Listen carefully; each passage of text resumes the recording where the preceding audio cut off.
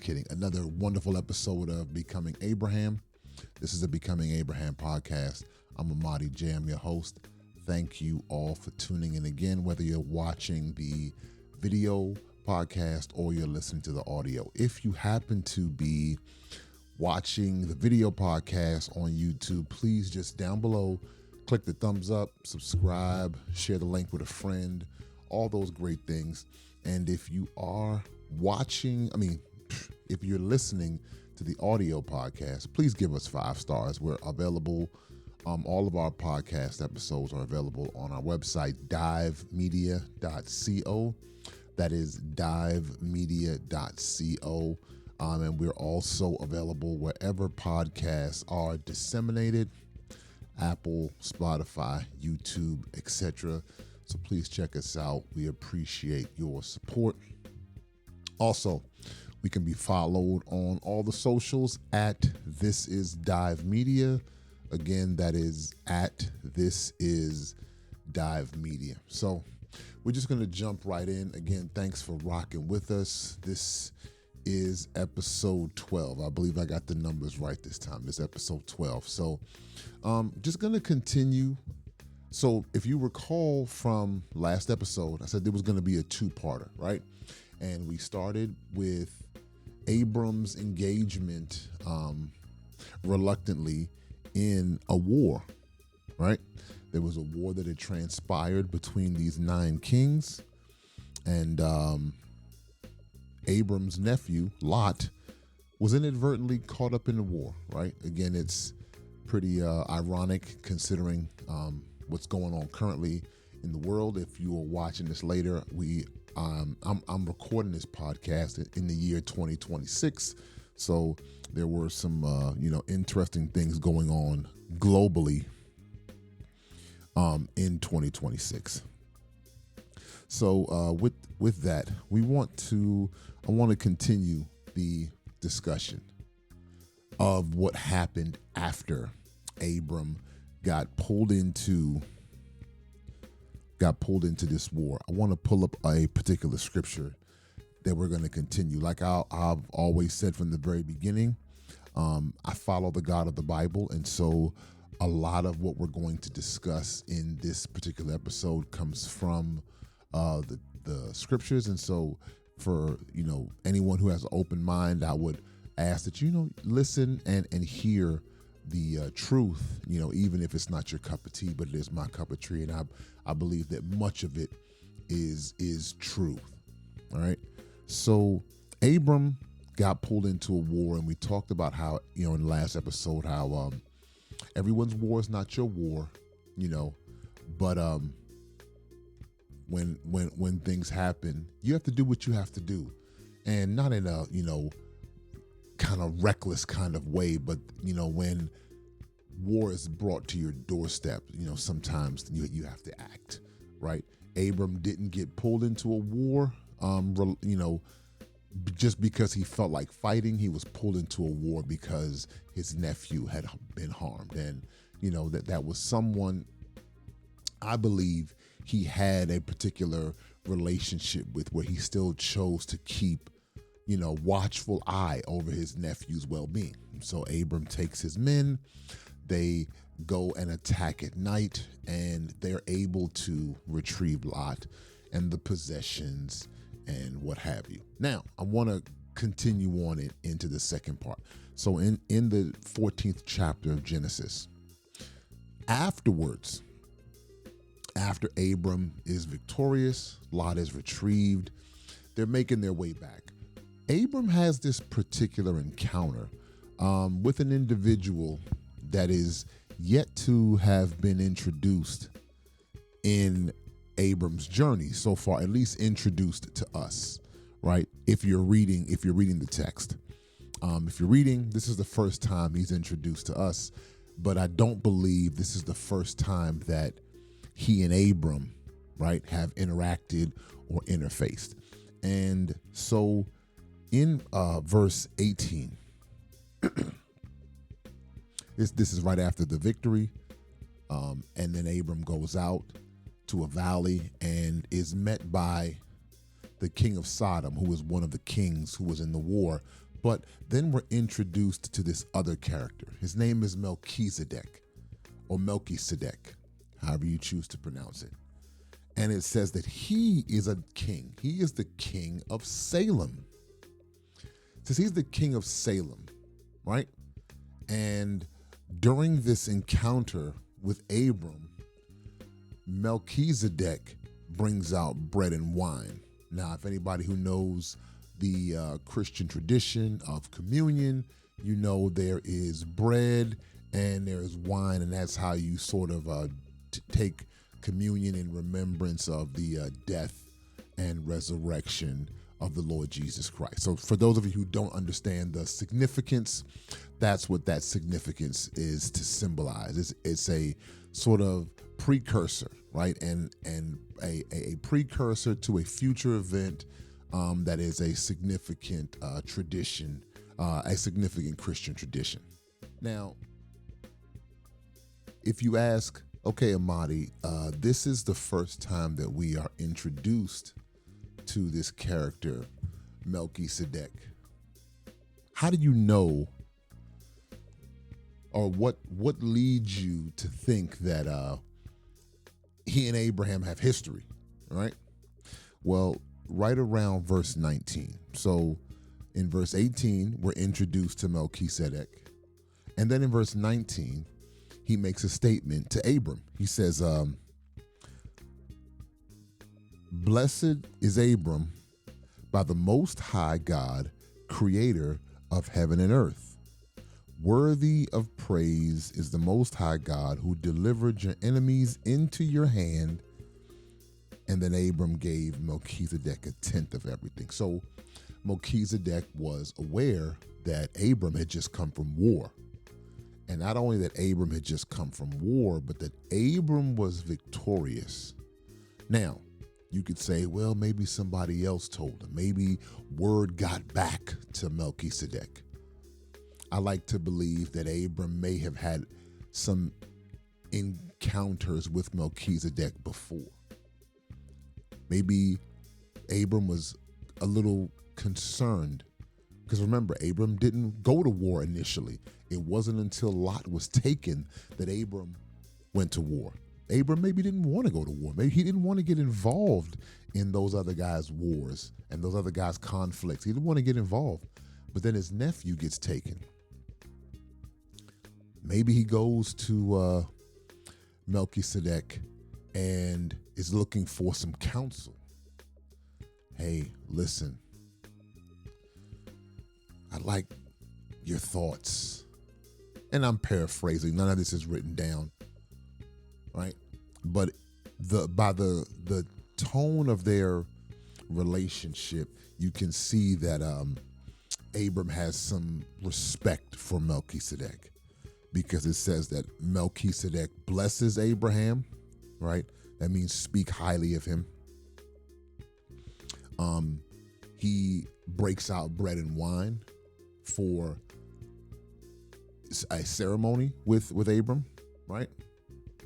And then Abram gives Melchizedek a tenth of everything, because he got back possessions and all the stuff as spoils of war. Unprovoked by Melchizedek, Abram just gives him a tenth of everything. His choice, by the way, his choice. Giving is always a choice. Anyone, just as an aside, if you're ever coerced, into giving in any setting, religious or non-religious, it's always something to raise an eyebrow, because giving is always a choice. And so in this instance, Abraham chooses to do that. And I believe he chooses to do that because of the nature of his relationship with Melchizedek, right? Because of that nature of that relationship, he willingly does it. But that's an aside. I want to focus back in on just this particular encounter. I believe that he has a certain level of honor and respect for Melchizedek, because he's blessed by him. He gives him a tenth of everything, right? And then he makes a statement, because remember, I told you, after the war is done, they come back, they get the stuff, they're headed back. And in this same valley, they're met by one of the kings whom I guess was victorious by, sort of as a, byproduct of Abram going and rescuing Lot. Because if you recall from last episode, where Lot chose to reside was within the kingdom of Sodom. So the king of Sodom comes to Abram, comes over to Abram. You know how it is. Hey, my man. Hey, brother. Hey. So he comes on over. He comes over to Abram, right? It's almost like the bully's been picking on everybody. You stand up to the bully, and now all of a sudden everybody's your friend, right? Because you stood up to the bully. King of Sodom comes over. This is later on in chapter 14. This is round about verse 21, 22. King of Sodom comes to Abram. Hey, listen, why don't you just take all the possessions? Just take the stuff. Just give me the people. Like, let's work out a deal, brother. Let's just work out a deal, right? You take a little bit, I take a little bit. Everybody wins, right? Everybody wins. You know how people talk. I'm gonna do something for you if you do something for me. Quid pro quo, so to speak.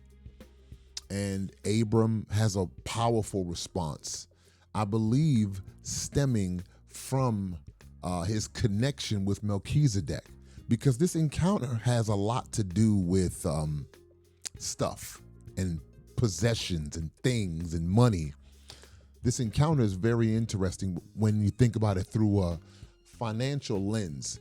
If you think about it through a financial lens, but he says to the king of Sodom, who gives him this proposal, right? Let's make a little deal.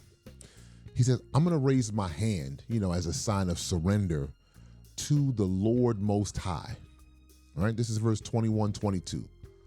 He says, I'm going to raise my hands, because raising hands is like a sign of surrender. He said, I'm going to raise my hand to the Lord Most High, creator of heaven and earth, and vow that I will take nothing belonging to you, not even a thread of the strap of your sandals. That way, it will never be said that you made Abram wealthy or rich. Powerful declaration.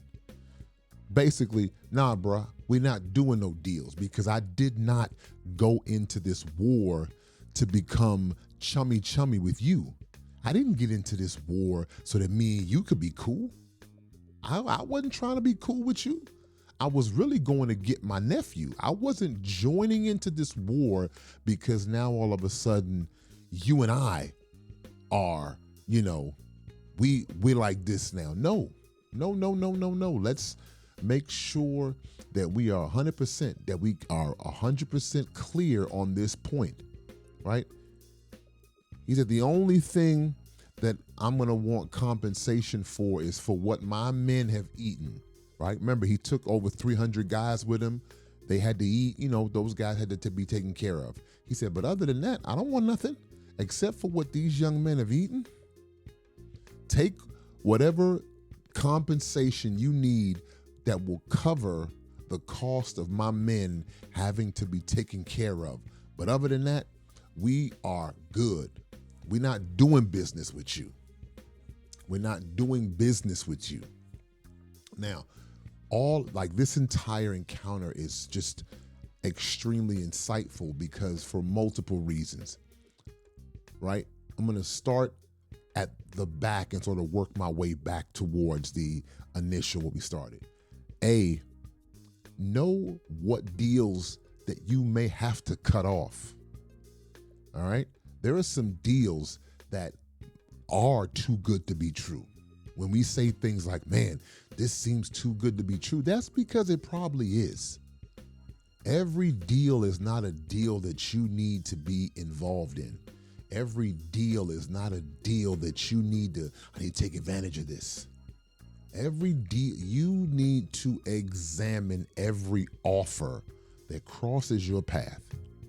So if you're watching or listening to this, you need to examine every single deal, every offer that is made to you. Just because an offer is made to you does not mean that you need to take it. Okay? There are some offers that you may have to turn down, especially if it's coming from a source. All right? If it's coming from a source where everything is not above board, everything's not up to par, everything's not, some stuff just looks too shady, it's a deal you may have to turn down. It's a deal you may have to walk away from. Every offer that's made to you is not one that you should take. Okay? So that is sort of number one. Every offer must be examined. Don't just say yes because the offer is made. It reminds me of a recent, basketball is my favorite sport, all right? Particularly professional basketball. Love the NBA. All right, this is not an endorsement, just saying I like basketball. But was watching a player recently be interviewed. And he's an older player. But he was talking about the first time he got like a big NBA contract. And he was saying how his agent called him and says, hey, they offered this much millions of dollars. And the player was like, oh my God, take it. We gotta jump on this right now. And the agent was like, just hold on, just relax. Don't jump at the first offer. Now the player's like, what are you doing? Oh my God, take this money, right? I never dreamt of this much money in my life.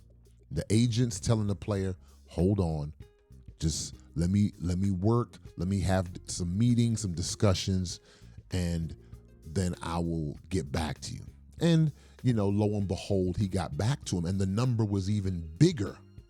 The number was even larger that when he came back, like another 10% increase in the value of his contract. And the player was just like, man, I'm signing a contract. Like, this is not even real.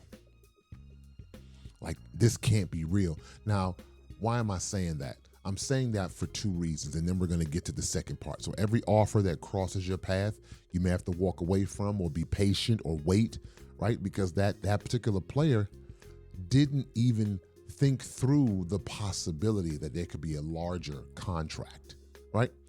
It took the agent, someone with some more wisdom, some more expertise in that particular area, to tell the player, hey, calm down, relax. Don't just jump because they said jump.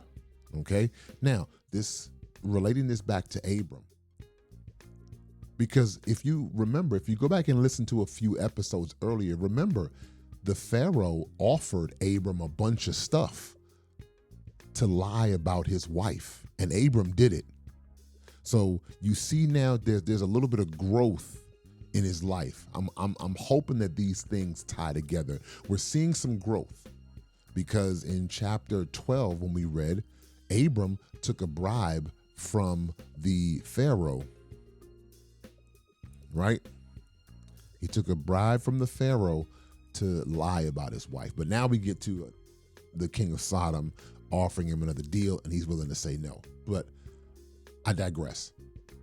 Abram now has, what does he have? Someone in his life with more wisdom and more insight.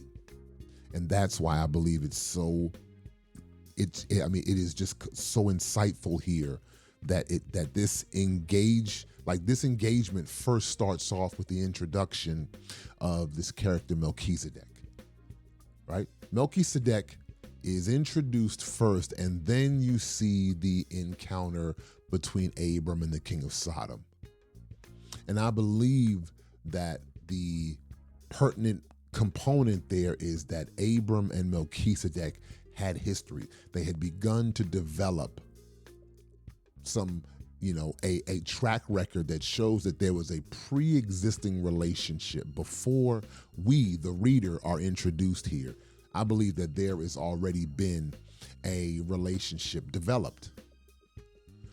And in some of those engagements, maybe these conversations have already been happening in the background. That Melchizedek can be encouraging Abram, hey, listen, you got to get over this obsession with possessions and things. Maybe he's telling Abram some of these same things. Just because something's offered to you, man, doesn't mean you need to jump at it. It's a lot of wealthy people that's going to come into your circle, that's going to offer you a lot of stuff, and you may have to be able to say no. You may have to be able to walk away.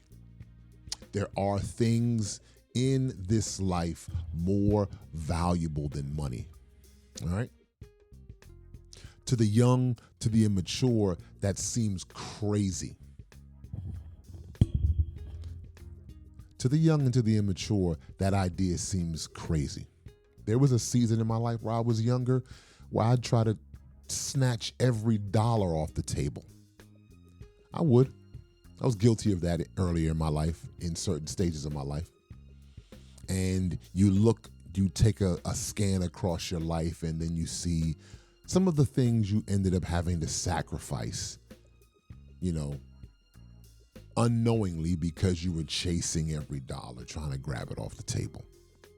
And I believe that Abram suffered from some of that. And so what he needs in his life is someone with a little bit more wisdom and a little bit more insight to encourage him to say, hey, every possession ain't a good possession. All money's not good money, as they say. All money's not good money. Every offer is not a great offer. So first, examine every offer that crosses your path. Don't just jump at it. That's the first thing. Secondly, I'm going to say it in a real plain language. You got to have a gray beard in your life. Now, I'm someone who now is becoming that gray beard, all right? If you're watching the video, if you're watching the YouTube stream, or you're on the website watching the video, all right? It's a lot more gray in my beard now than black, all right? But you need to get a gray beard in your life. And what do I mean by a gray beard? You need to have someone in your life who can be like Melchizedek was to Abram.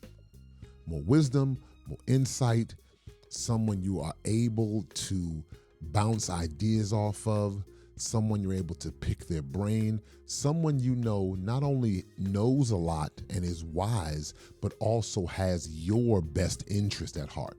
Not just because they know a bunch of stuff, but they have your best interest at heart. Because there's a lot of people that know a lot that will not have your best interest at heart, okay? So it's the two-parter thing. They have to be wise, but also someone who cares about you. Melchizedek is someone who cares about Abram. Similarly, Abram was someone who cared about Lot, okay?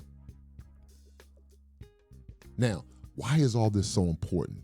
So that the mistakes that those who went before us made, the mistakes that we made, don't continue to get perpetuated in future generations, right? At some point, there has to be a divergence in the path. If we look back, my grandfather did this, my father did this, man, I feel like I'm doing this. Well, at some point we have to be able to, draw a line in the sand. You have to draw a line in the sand here. This here for Abram is a small step of growth. Small step of growth to say, hey, all possessions aren't good possessions. All money is not good money. Every offer that crosses my path, I don't need to take. So you know what? King of Sodom, thanks, but no thanks. I don't want nothing from you. And he says it here, not even the thread from your sandals. I don't want nothing from you because I never wanted to be said that you made me rich. I lift my hands and surrender. Now, you don't think in his mind, man, we could do a deal. Of course. Many of us, you may have a deal on the table right now. You may have a deal in front of you right now. But there's a part of you that's like, man, this deal is so good, but I don't think I can trust these people. This opportunity seems so amazing, but I'm not sure that these people are not trying to take advantage of me. Examine the offer, examine the deal, and find a graybeard. Find someone who you have seen demonstrate wisdom, and someone who cares for you. And 9 times out of 10, that person is already in your circle.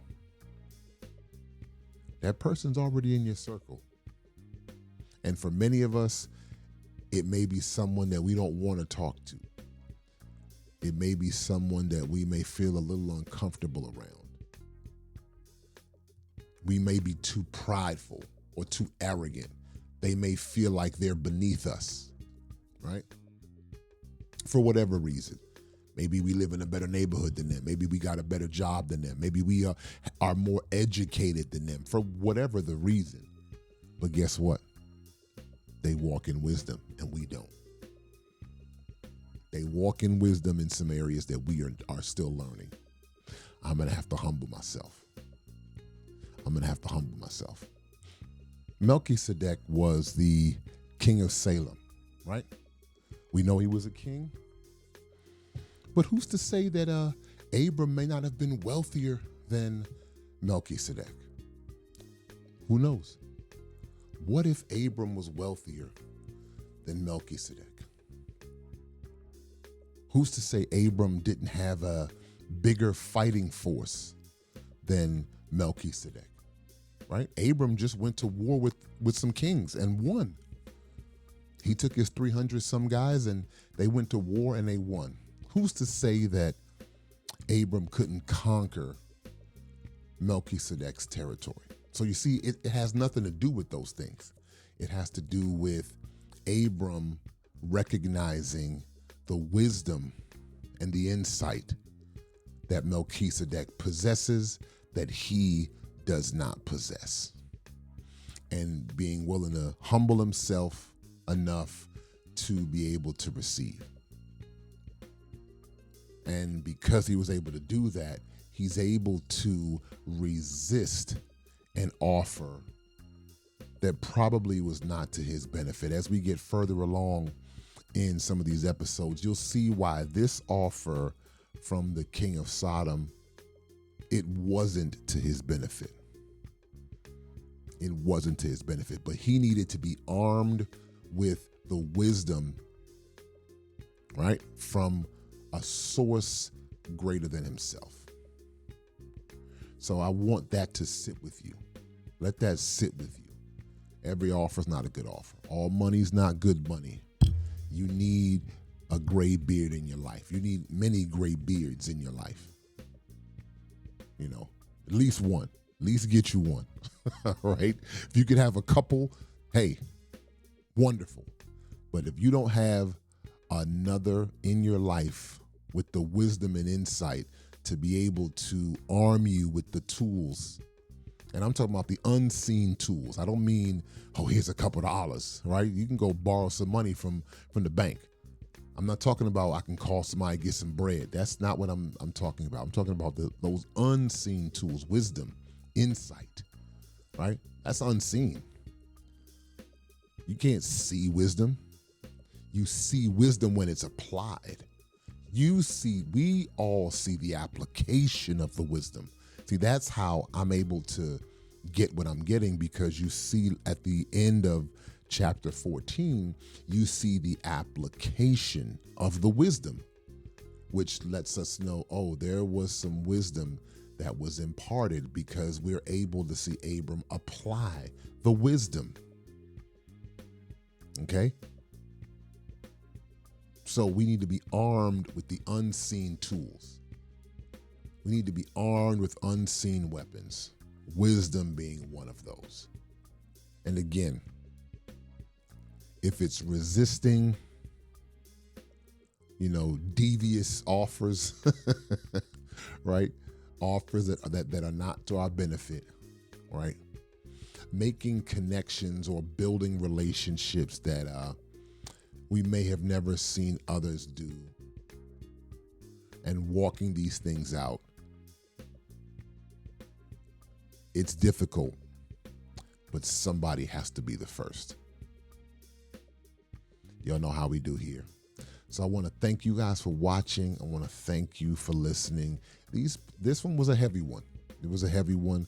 And so, if you need to go back and watch again and listen again, do it, go back and then do that inventory.